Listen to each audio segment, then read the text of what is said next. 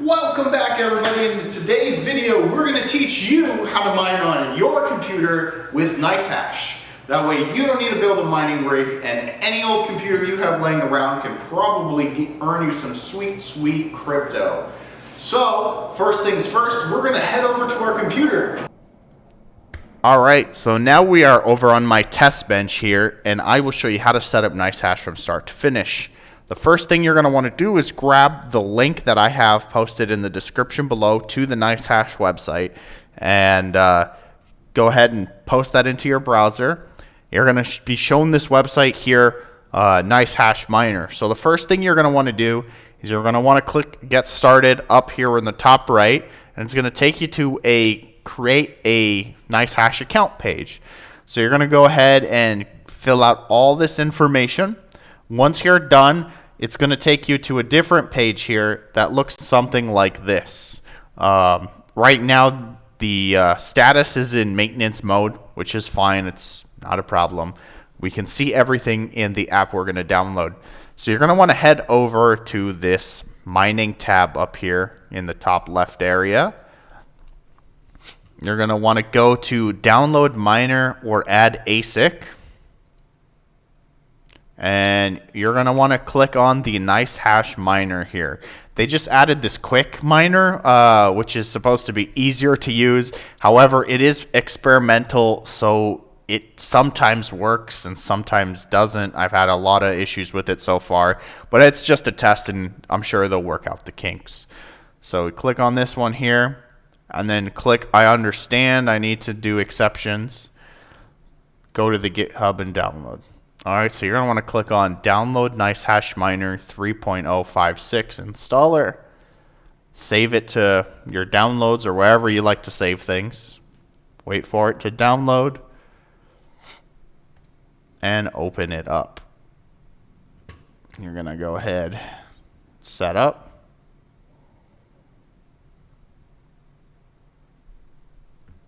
Takes a second sometimes to install everything.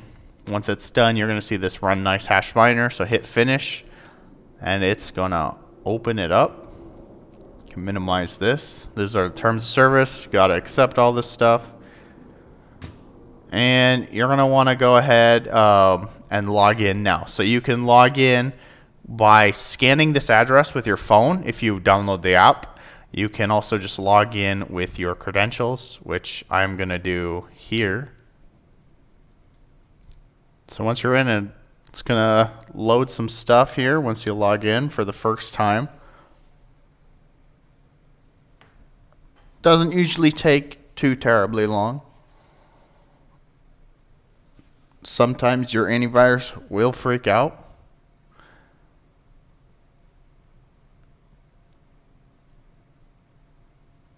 And you can go ahead and allow on device. That should take care of that.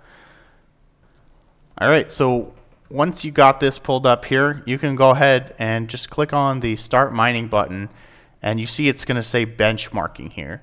So if you go over to benchmark, you're going to see it currently has the graphics card enabled, which is what that orange check means. And it is going to run through all of these different algorithms. Each coin usually has its own algorithm. It also has multiple miners of the same coin. It's going to find whatever is most profitable for you. Now, this can take some time at the beginning, maybe 10, 15 minutes, while it just kind of optimizes, figures everything out for you.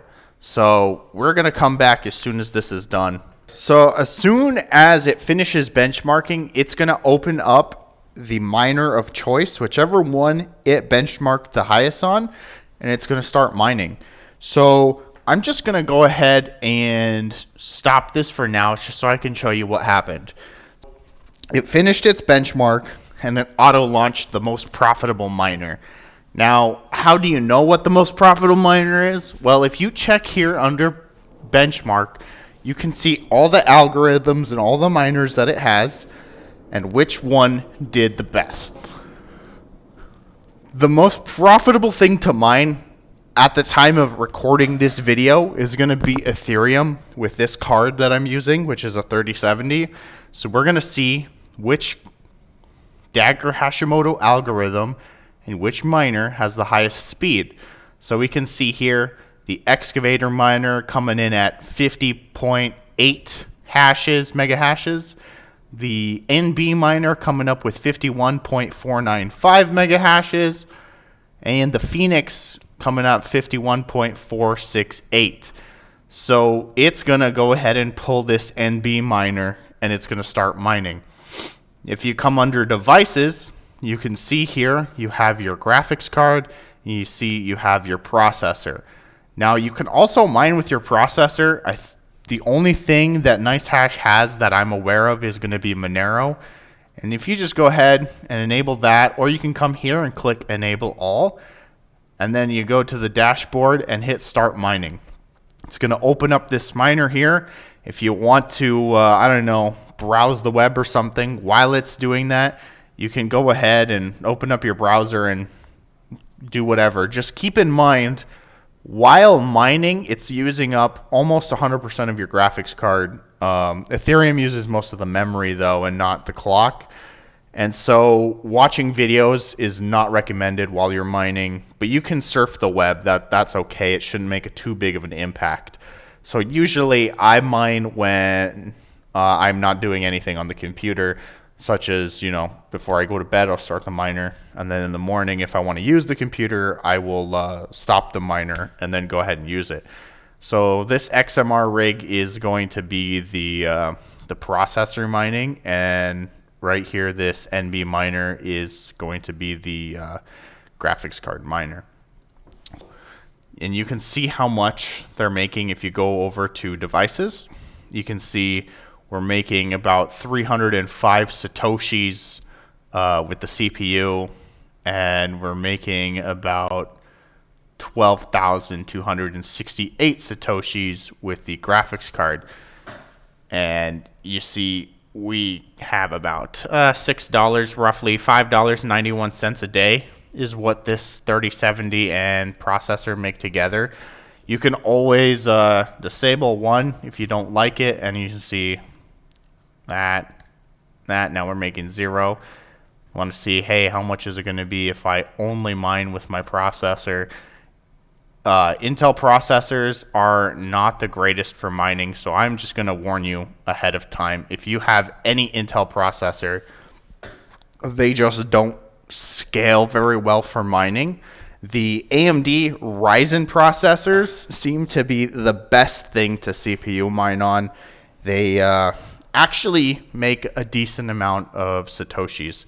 So my i7 3770 here is only pulling about 14 cents a day. And you got to remember that this is also before power. So I'm not entirely sure right now how much this is pulling. I could go check.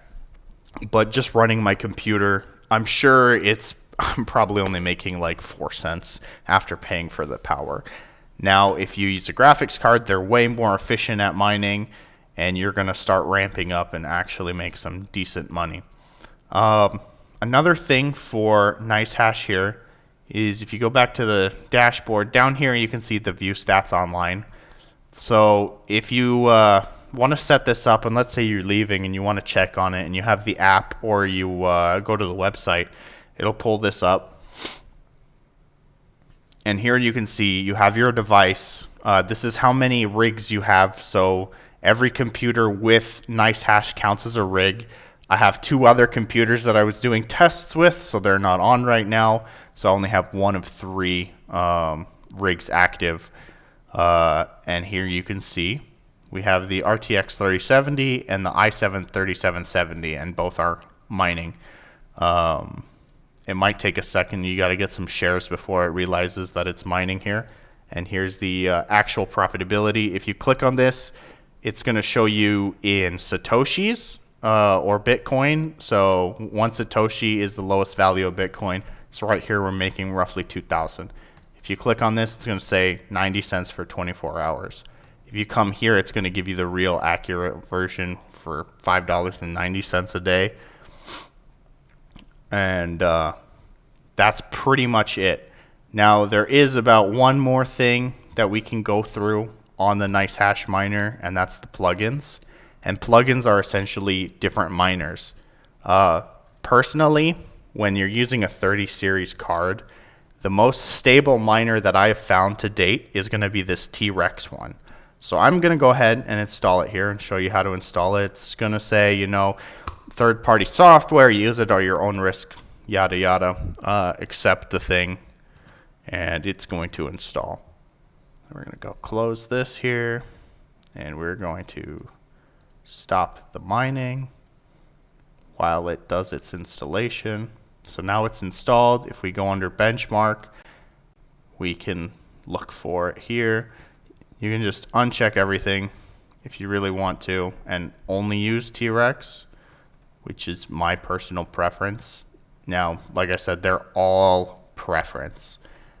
Whichever miner works best for you, whichever one is going to be the most stable for you. So I'm going to come here and hit mining, and it should start benchmarking. So we're back, guys. It finished the benchmark, and you can see here it's pulling 55 mega hashes from the benchmark, which actually does end up being the most efficient or the best miner so far for this card. Now, every card is a little bit different. They all have what's called the silicon lottery, and that essentially is when you make a card, it's the silicon chip itself might either be really great or really bad, and they won't know until they make the card. So it's kind of hit or miss if you're going to get a really great card or a mediocre card or a really bad card. So it looks like this one is, I would say, fairly solid. Haven't had too many issues with it. It's been mining for 3 weeks in one of my other rigs, and I just pulled it out today so that I can show you how to use NiceHash. We just started mining here. You can see it's pulling about 51.9, and as time progresses, it'll probably go up to that 55 that it benchmarked at.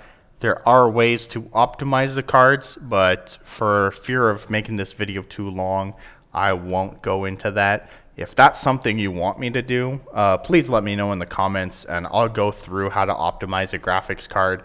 I have quite a few 30 series cards, so I can do one per card if that's something you want, or I can do just a generic how to get efficient settings on your card, kind of teach you how to overclock and maybe even undervolting, remove some of that power so that way your cards run cooler, makes them last longer, and more efficient, meaning you're burning less electricity and you're getting more hashes. Essentially helps you make more money over the long period of time that you're mining. Now, if you're just mining because you want extra passive income while you are sleeping, and you have a nice mining rig or gaming rig that is now going to be your mining rig, you don't really have to mess with it too much. But I would definitely recommend at least looking into that.